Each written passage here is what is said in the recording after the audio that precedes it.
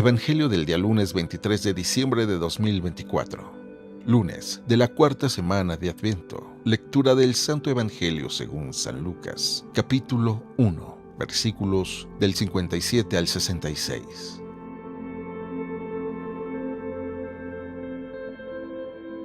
Por aquellos días le llegó a Isabel la hora de dar a luz y tuvo un hijo. Cuando sus vecinos y parientes se enteraron de que el Señor le había manifestado tan grande misericordia, se regocijaron con ella. A los 8 días fueron a circuncidar al niño y le querían poner Zacarías como su padre.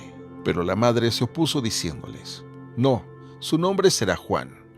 Ellos le decían: «Pero si ninguno de tus parientes se llama así». Entonces le preguntaron por señas al padre cómo quería que se llamara el niño. Él pidió una tablilla y escribió: «Juan es su nombre». Todos se quedaron extrañados. En ese momento a Zacarías se le soltó la lengua, recobró el habla y empezó a bendecir a Dios. Un sentimiento de temor se apoderó de los vecinos y en toda la región montañosa de Judea se comentaba este suceso.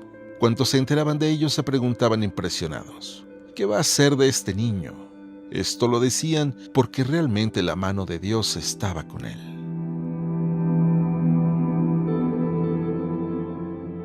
Palabra del Señor.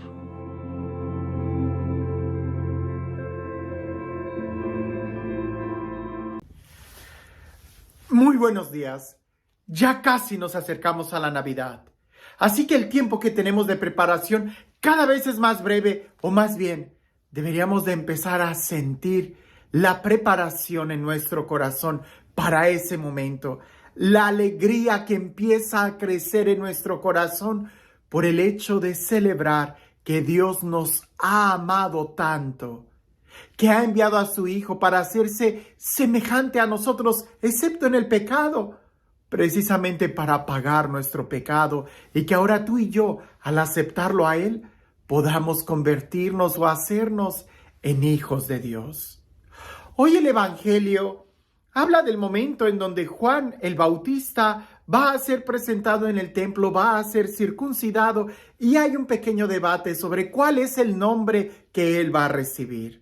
Algunos pensaban que se tenía que llamar igual que su papá, Zacarías, porque en aquel entonces el ponerle el nombre al hijo significaba darle una misión, y muchas veces querían que continuara con la misión de la familia como si fuera un negocio familiar, ¿no? Que los hijos se dediquen en la empresa de la familia. Pues así era antes, ¿verdad? El nombre significaba la misión y muchas veces se le pasaba a los hijos. Hoy nosotros sabemos que cada quien tiene una misión única, que cada quien tiene un propósito único. De ahí la importancia de escucharlo. Y Juan el Bautista tenía una misión muy específica, por eso no continuó con el nombre de su papá, sino que cambió totalmente. Pero más que enfocarme el día de hoy en reflexionar sobre Juan el Bautista, que casi todos los años este texto ha tomado mi atención, hoy me quedé pensando en Zacarías, que antes no habló, no podía hablar y después empieza a hablar alabando a Dios. Escuchemos el Evangelio y te invito a que te enfoques un poco en el personaje de Zacarías. Sí, ciertamente pensar en el nombre de Zacarías y Juan y el que lo presentan al templo y todo lo que sucede en torno a Juan el Bautista es increíble.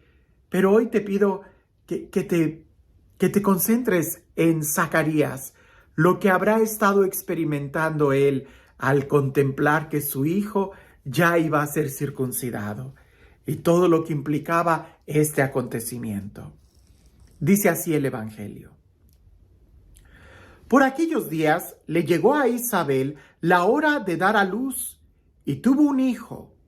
Cuando sus vecinos y parientes se enteraron de que el Señor le había manifestado tan gran misericordia, se regocijaron con ella. A los 8 días fueron a circuncidar al niño y le querían poner Zacarías como su padre. Pero la madre se opuso diciéndoles: «No, su nombre será Juan».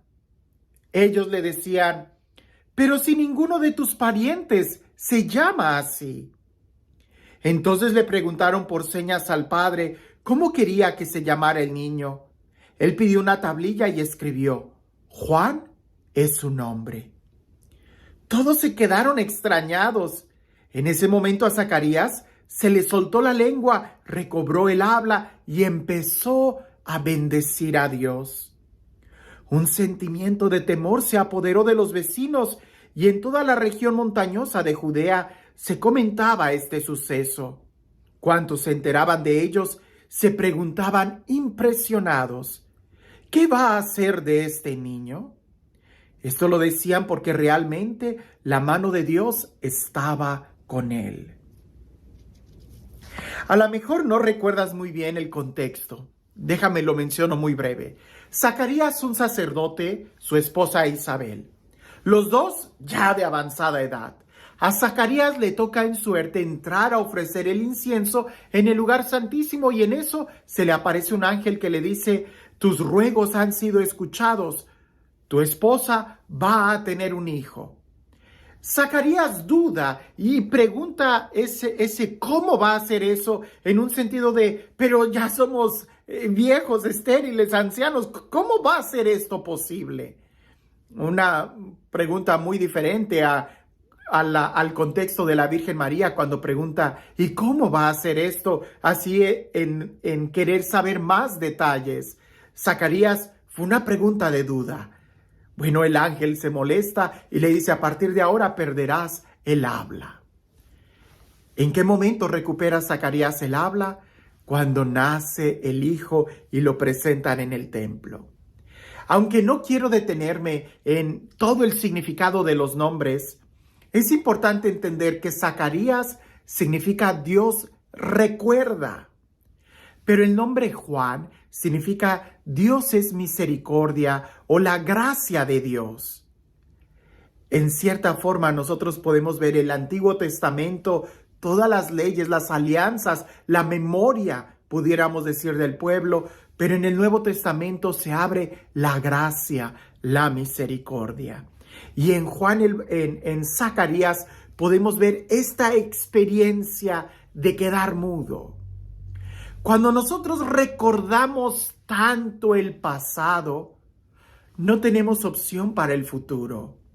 Nunca hay que ignorar el pasado, porque como dicen, el que ignora el pasado tiende a repetir los mismos errores.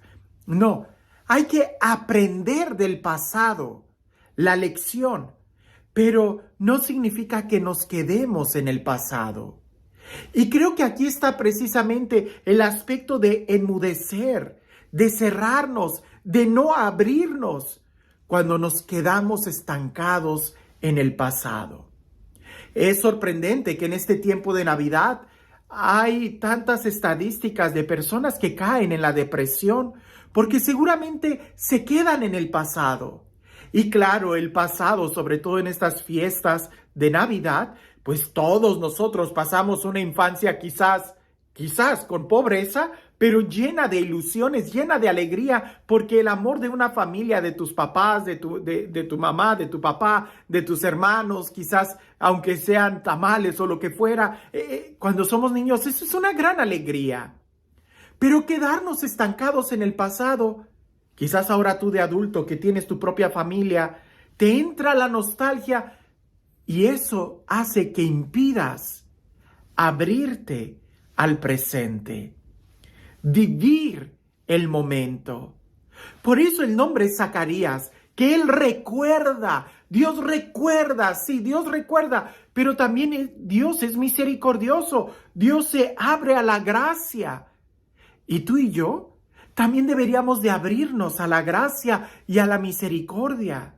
No porque el ayer haya sido de tal o cual forma, no debiéramos nosotros de quedarnos estancados en aquella situación, sino entender y comprender que Dios es misericordioso y su gracia se derrama sobre cada uno de nosotros. Así que te invito que el día de hoy, más que el recordar, pregúntate cómo puedes vivir el día de hoy en la misericordia de Dios y en la gracia.